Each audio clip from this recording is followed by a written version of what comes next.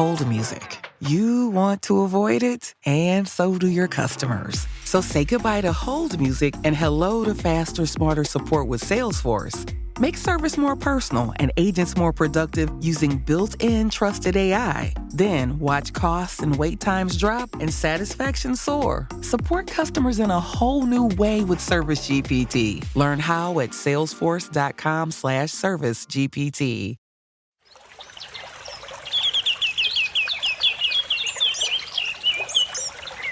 Welcome to the NatureBacked podcast, where this season we are talking about Web3 and the green economy. My name is Tarmo Virki, and today I'm speaking with Rob Cobbold from Beach Collective. Welcome, Rob, to NatureBacked. Thanks very much. Very nice to be here. To start off, tell us a few words about what is Beach Token. What are you guys doing? Is it related to beach?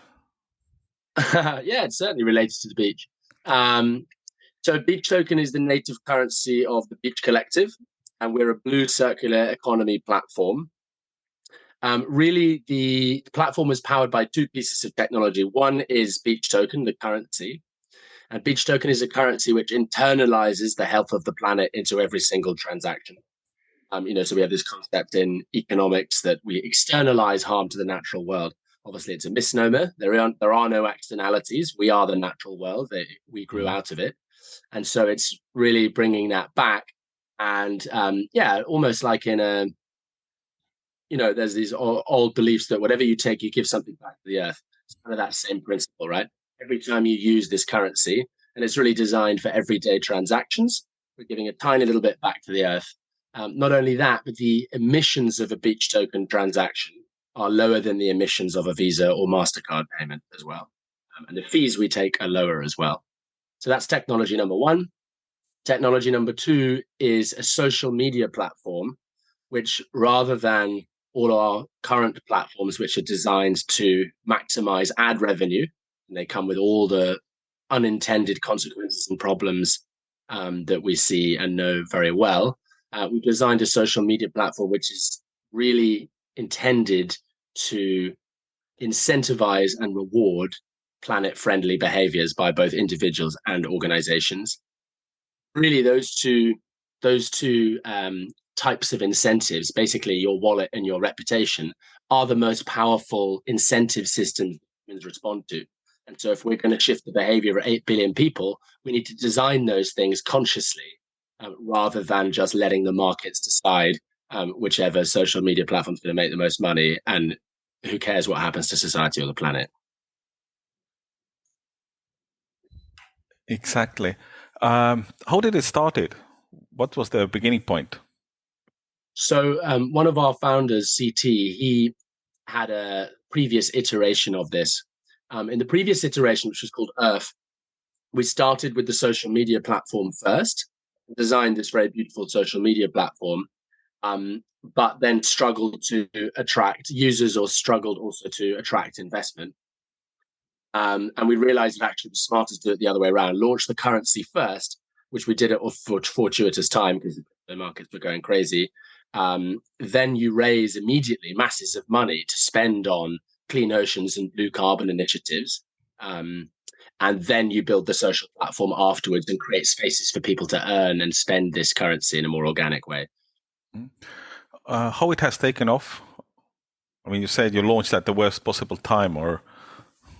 No, we launched at a good time when the crypto markets were going crazy. I mean, obviously the crypto markets since then have gone downhill a bit, but to be completely honest, we're not that worried about the price at the moment.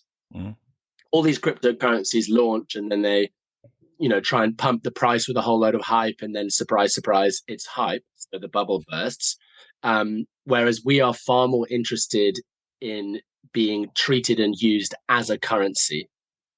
It's all about creating opportunities for people to earn and spend the currency like you'd earn and spend any other currency. And that, of course, takes time. And we are, we're far more keen to do it right rather than rush it and, go down the wrong path. So it's going very well.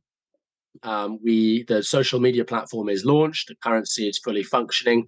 We've also launched a piece of technology called Beach Pay, which basically allows you to transact this currency with anybody else anywhere in the world And the beauty is that you don't even need a crypto wallet to earn or spend the currency, which is quite an unusual innovation in the Web3 space, and basically means that the currency is therefore a viable means of exchange for billions of people who wouldn't normally have access to crypto markets just because they lack the digital access or the know-how or whatever it is.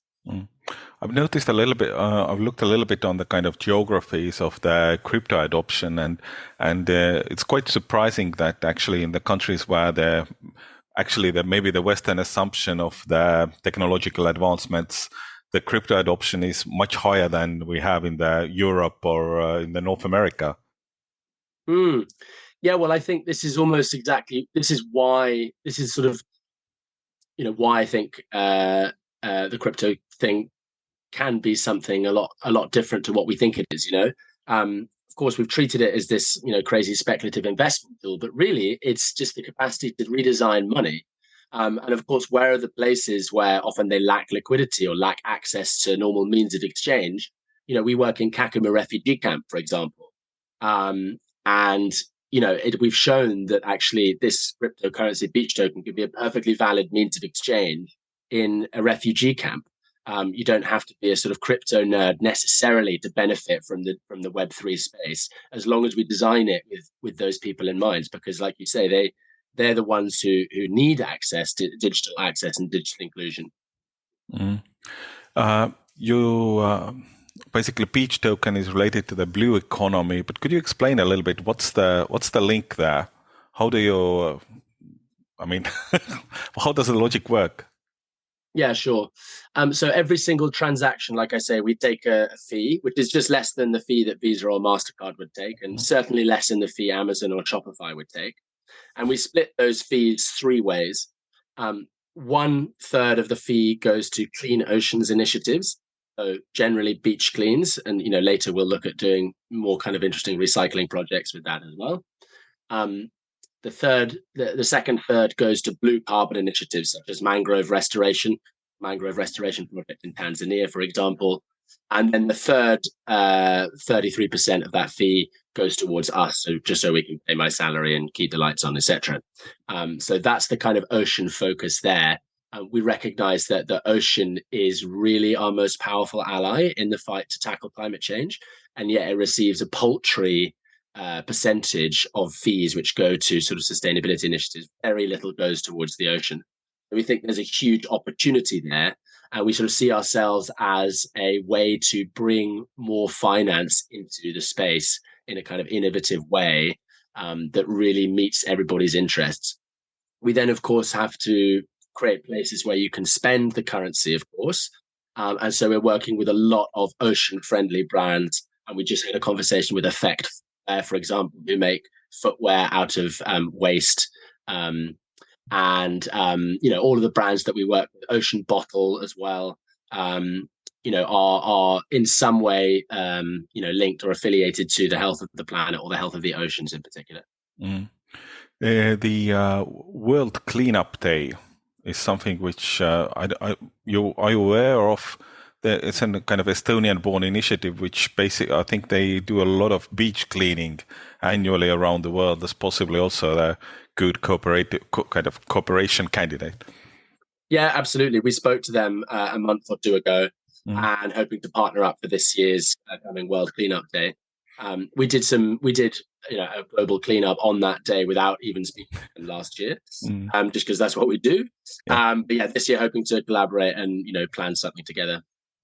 Absolutely. There's a lot of initiatives related, also brands related to the sea. And I think then the kind of the general know-how of the sea challenge or the ocean challenge probably jumped a year or two ago when this Netflix documentary came out, which was tremendously popular. I don't remember, of course, the name from top of my head. You might remember. Seaspiracy. Exactly. That was probably the eye-opening moments for many, young people around the world. Yeah, no doubt.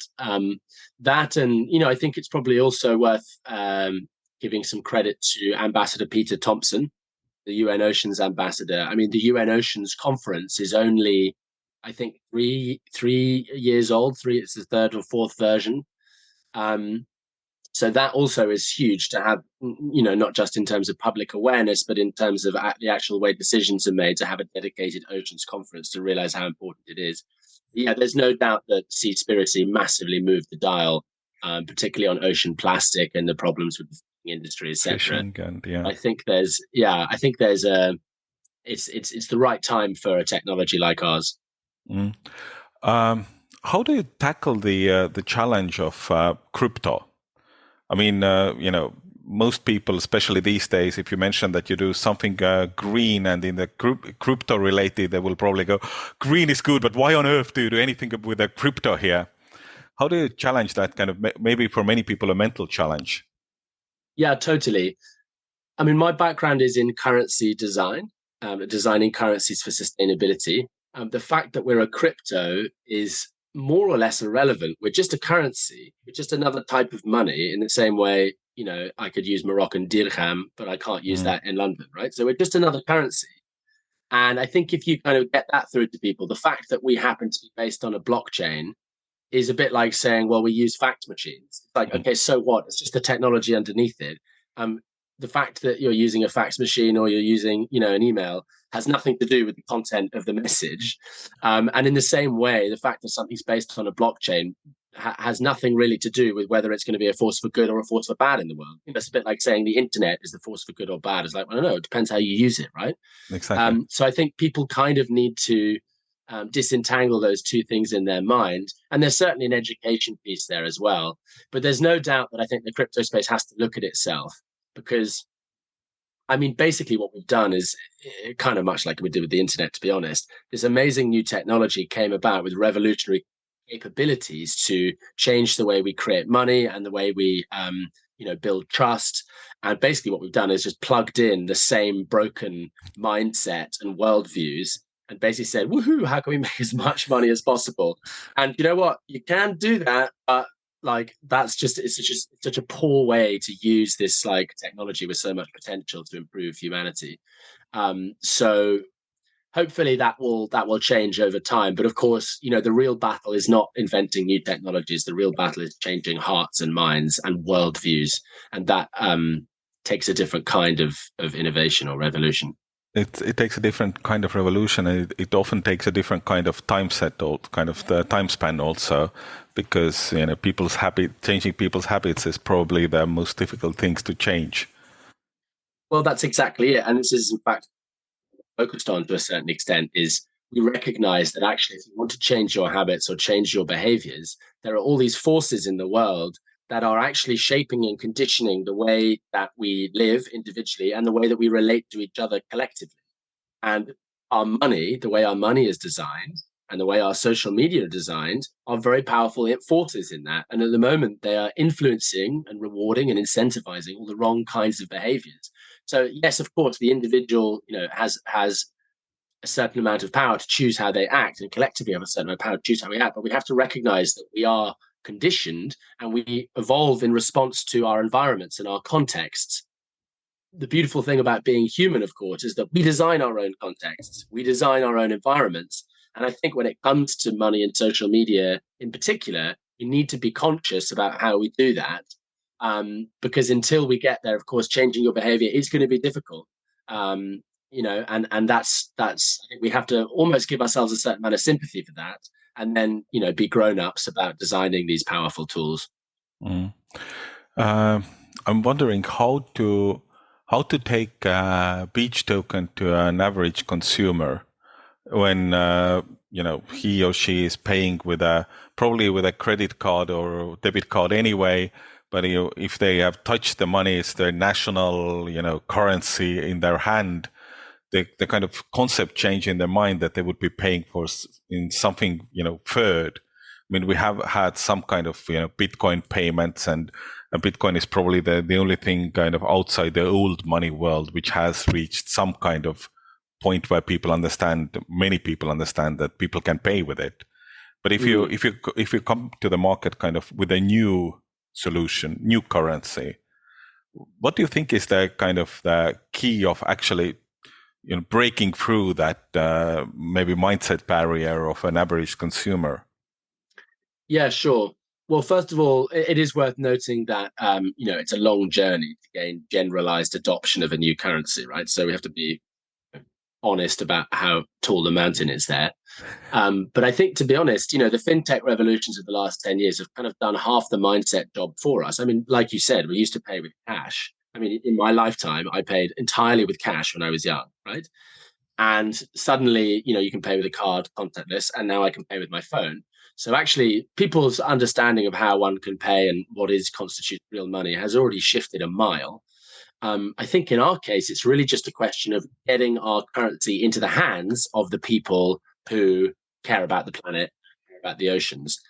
And we do that with our social media platform. Anybody who registers an action on Beach Action now will earn a Beach token as a reward, as like an incentive for their action. So once you have it in people's wallets, or actually in their beach bag in this case, then of course people will look for ways to use it and look for ways to spend it. And that of course is down to us. And we're launching our beach shop in Q1. We've already got 10 or 12 brands signed up and growing all the time. And then the sort of second phase, or happening in conjunction with that, is to create what we call geographical hubs adoption. That is, pick an actual physical location or place, and then really work to create enough spending opportunities within a certain area. First and foremost amongst those will probably be in Lagos in Nigeria. We have a partner there who's building a mall out of discarded shipping containers. And Wow. so they'll have bars, shops, restaurants, all that kind of stuff. And all of them will accept Beach token as payment. And of course, and the beauty of that is that it's on the beach, the development. And we can actually ring fence any of the transactions fees that we earn from those transactions. We can use them to clean the local beach and pay local people. There's a kind of inherent benefit or advantage if you're a jurisdiction or a place that wants to adopt Beach token, because yes, we're going to keep all of the funds, local environmental initiatives and local employment. Mm. But are you integrating it then to the payment cards, or how do people actually, how do they actually will be paying then? So they'll be paying with Beach Pay at the moment, which is this app I explained that. Oh, yeah, okay, the application. Okay, yes. Yeah. So Beach Pay, you can send it back and forth. You don't need a crypto wallet. It's very low friction. It's very easy to use. You just need an email sign up. Of course, the end goal, the vision is that I'll be able to pick up my phone just like I do Google Pay and go boop and pay just about anywhere. Eventually we want to be able to integrate with Shopify. We want to be able to integrate with PayPal. We want to be able to integrate with people's websites, with card machines, all the rest of it. But you have to get, you have to be, I think that, the way that works is that you get so big that these people come to you. I think if I go to iZettle now and say, can we include Beach token, then they'll probably say, no. If they bother to answer, right? That's Exactly. the challenge with the smaller companies. But this kind of comes to almost the whole point about what we're doing. At the moment, our entire economy is stuck on one set of rails. Yes, okay, I can pay with Klarna, or I can pay with PayPal, or I can pay with whatever, but actually we're kind of stuck on this one set of rails, and there are a certain amount of centralized gatekeepers who are creaming off all the profits. I mean, Visa or Mastercard take 1.5% of basically every transaction. For what? What are they doing? They probably have about 5 employees just going like this.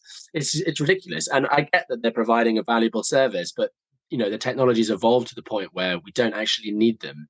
But in order to break that kind of monopoly, we actually have to create a new set of rails, if nothing else, so that they up their game and start actually, doing something good with all that money that they're making.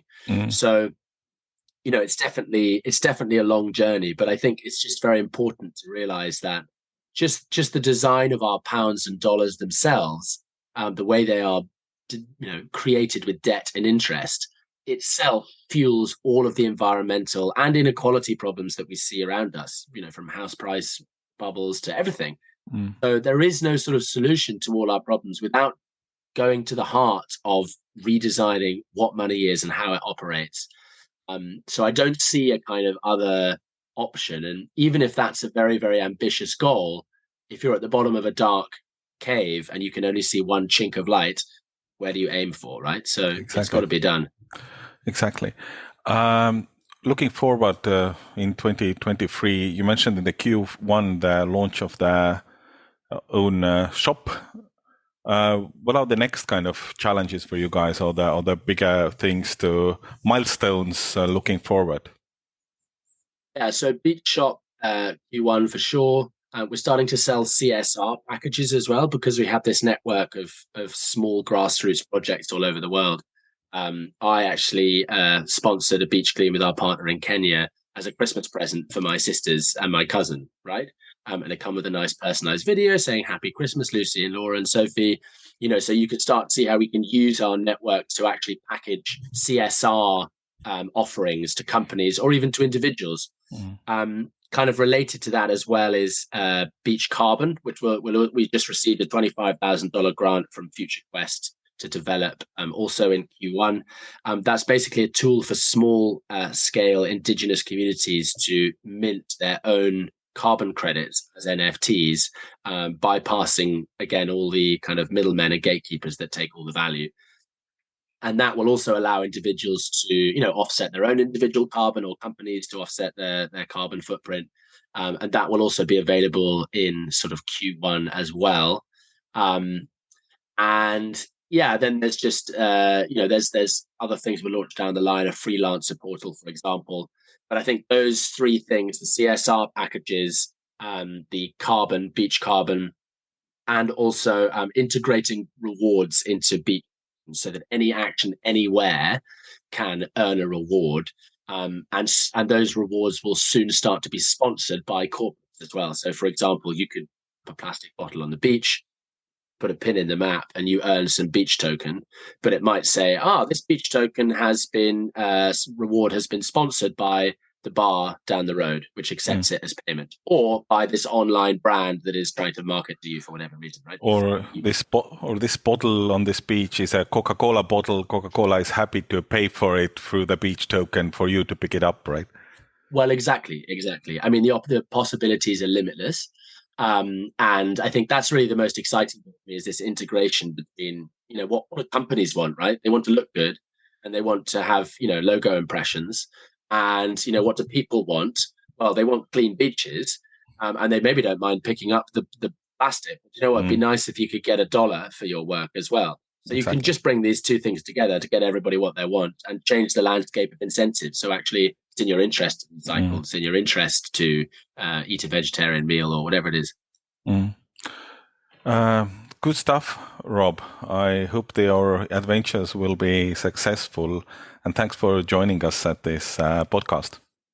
Oh, thank you. My absolute pleasure.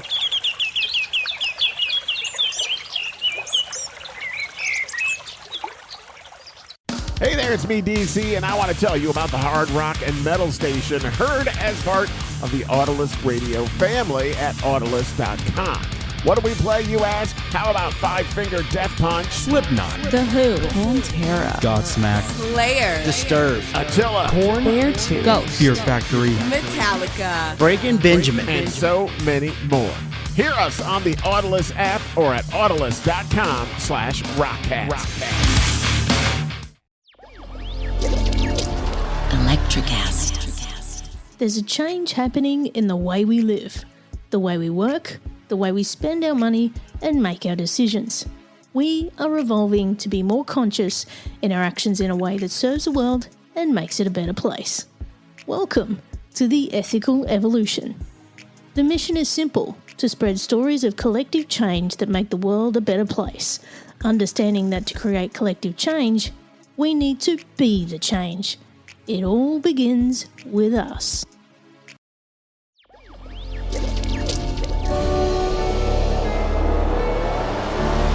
Electricast.